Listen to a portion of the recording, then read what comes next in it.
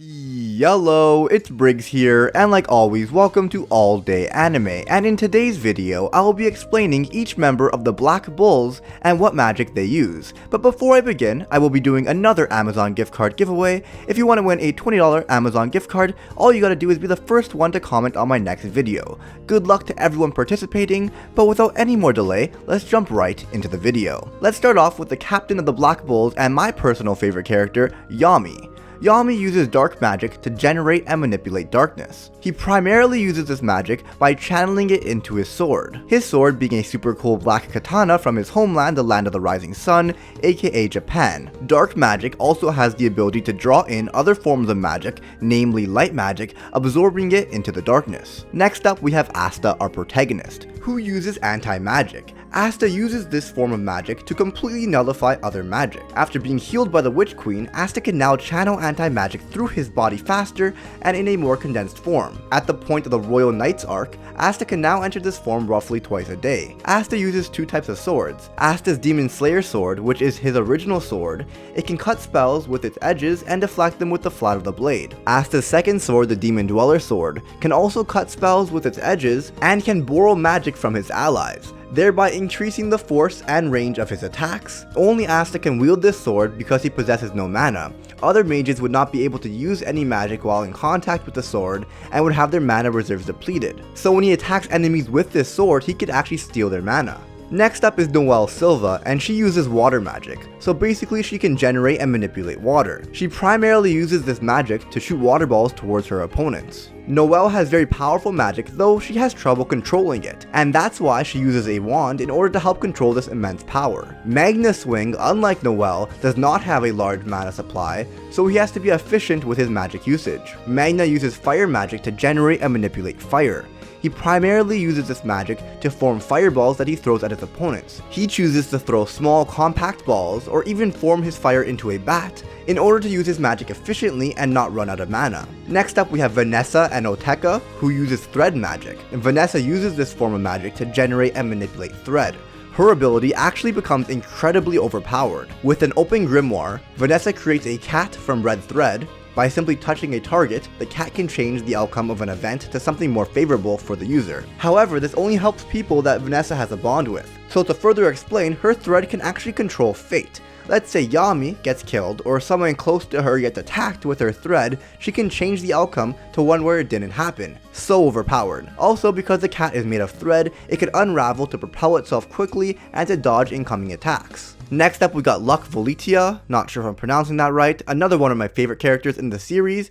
He possesses lightning magic. Luck uses this magic to manipulate the element of lightning. He concentrates the lightning on his hand before releasing it towards his opponent. He also uses this lightning to increase his speed and in conjunction with his creation magic to improve his fighting skills and make his attacks more deadly. Next up is Finra, who uses spatial magic. Finra uses this rare form of magic to manipulate space. To sum it up, he can create portals to teleport or transfer himself and others to desired locations, though creativity allows this magic to be extremely powerful. Using it to help friends dodge attacks and appear in good locations to make a counterattack, it's also extremely useful for transportation. However, he has to see or have seen where he wants to open a portal. If I had to pick one type of magic to have in our world, it would probably be spatial magic. It's awesome in battle and you never have to worry about traveling or commuting. Next up we got Agrippa, who uses hex magic and is considered an expert of hexes, though we pretty much know nothing about him other than that, despite him being one of the first characters from the Black Bulls that were introduced. All we know is that he is an expert at hexes,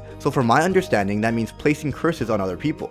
There's Gosh, or however you pronounce his name, that uses mirror magic. Gosh uses this form of magic to cast mirror-based spells using a mirror, like reflecting light or creating mirror copies of something. He actually has a mirror embedded in his left eye socket. The mirror has the ability to increase his magic power at the cost of his mana. Next up is Charmy, who can generate and manipulate cotton with her cotton magic. She can create floating platforms large enough to carry most of her squad, but also this magic has extremely strong defensive abilities, but has also been seen to be very powerful as well. Next up is Gray, who uses transformation magic. I don't want to spoil anything, but Gray uses this form of magic to take the form of other human beings, and she is also able to transform other things. I'm just gonna leave it at that. And finally Zora, Ideal, the Black Bull's newest member, and he can use both Ash and Trap Magic, mainly focusing on Trap Magic from what I've seen, so he's a very strategic character that likes to plan ahead, and defeat his opponents by outsmarting them and allowing them to fall into his traps. And he's such an awesome character, I cannot wait to see more from him. And that is basically the end of the video. I'm going to answer a couple of your questions now. I was going to do a face cam, but honestly it's pretty late at night right now and I'm a little bit lazy. So next video I'll probably do a face cam for my questions. But let's jump right into it. I'm totally not trying to make this video 10 minutes. Probably won't be 10 minutes anyway. So I tweeted out on Twitter, first 3 people to ask me a question get featured at the end of my next video. The first person is Lexi Alexander. When did you first get into anime? And when I was about 6 or 7 years old, I watched Pokemon, I watched Yu-Gi-Oh! But honestly, I wouldn't count that because I didn't know it was anime. And I also, at that time, like, as a few years passed, I'd see a little bit of Dragon Ball Z, a little bit of One Piece, a little bit of Naruto. But then around grade 6, I'm not sure what age that is, I wanted to watch all of Dragon Ball Z, so I downloaded and watched the entire thing. And I told one of my buddies about it, and he recommended I watch Naruto, so then I watched all of Naruto. And this is in a very short period of time, like, I'm going hard, right? And then after that, I'm like, I need more anime. So I started watching Bleach. And then I finished Bleach, and then I watched One Piece, and then I finished One Piece. So I started off with very typical shonen long-running series, those gateway anime, but then eventually I started watching Fullmetal Alchemist, and I watched Death Note, and Death Note was one of those mature anime that I'm like, wow, I didn't realize anime could be like this, and I kept on expanding my horizons, watching Steins Gate, watching Great Teacher Onizuka. I'm just like naming some of my favorite anime right now, not in that specific order, but Death Note was when I realized there's so much more to this world of anime than I actually knew. So that's kind of the story. Reaper Working Gone Vid said, how many anime have you seen? Around 200 at this point. I think last time I checked my Hummingbird account, which is kind of like my anime list, I think I was at around 170, but honestly it's not updated at all. Imagine having watched close to 200 series and then one day wanting to make like a my anime list and trying to remember them all. It's a struggle. I could easily go on right now and add another 10 just off the top of my head.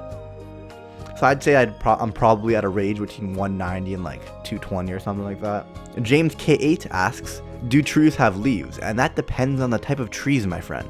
Mosshead asks, what's your stance on we won't be entering Wano till another 1 to 2 years? Meaning Whole Cake will not be ending anytime soon. So this is a One Piece question. Now Mosshead, feel free to comment down below. Was this like revealed to be a thing for sure? Cause I'm sure they're gonna like go over Reverie, which is gonna take some time. Whole Cake's not done, but really 1 to 2 years, that's pretty crazy. I was hoping we'd at least get it like within the next like 6 months. 1 to 2 years is a little bit like insane, to be honest. I believe that's all the questions for like this tweet. I answered more than 3 because more than 3 people actually tweeted me. I said only 3 just because last time I didn't put a limit and I got like 20 people asking me questions and I honestly just couldn't put them all in one video and it would have taken longer than the actual video itself. So I believe it was Kiwi. Who would be your favorite 7 Deadly Sins character? Mine's Arthur. Mine's probably Escanor and Bon. Escanor a little bit higher. I cannot wait for season 2 just to see Escanor in action. And then James Plays Games 78 also asked me who I thought was the most powerful out of in the 7 Deadly Sins series. And in my opinion, at noon probably Escanor. Right now maybe Meliodas. Can I cheat and say like the Demon King or the whoever the Goddess Clan's leader is? They're extremely overpowered. They completely overpowered Elizabeth and Meliodas back when they were at their peak. I don't know, I'm just answering all these questions off the top of my head, to be honest. So James Plays Games also wants to make a YouTube channel. I recommend you watch, I think it was at the end of my Elizabeth video or at the end of my last Black Clover video. And in that video, I gave like 5 to 6 tips on how to be a YouTuber, so I think you should definitely watch that. They're fantastic tips, by the way. And then James is also asking me how to find new anime that are good. So right now, I'm watching Black Clover and Food Wars. So those are like the 2 anime I'm watching this season. Personally, if you like haven't been watching seasonal anime, just like look up top rated anime each season and just watch like the top rated anime of the season. And that's probably a good way if you haven't watched a lot of anime. If you have watched a lot of anime, it might be a little bit more difficult to find. I would recommend actually just looking up like classic anime. It's not new anime, but there's so many anime from the 90s or even early 2000s I guarantee you've overlooked that are fantastic.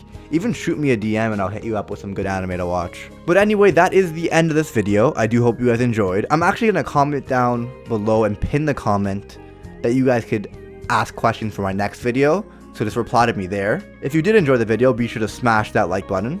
Subscribe if you haven't already. Also, don't forget that the first person to comment on my next video wins a $20 Amazon gift card. And just like that, I will see you guys all next time, dudes. Shinpaku.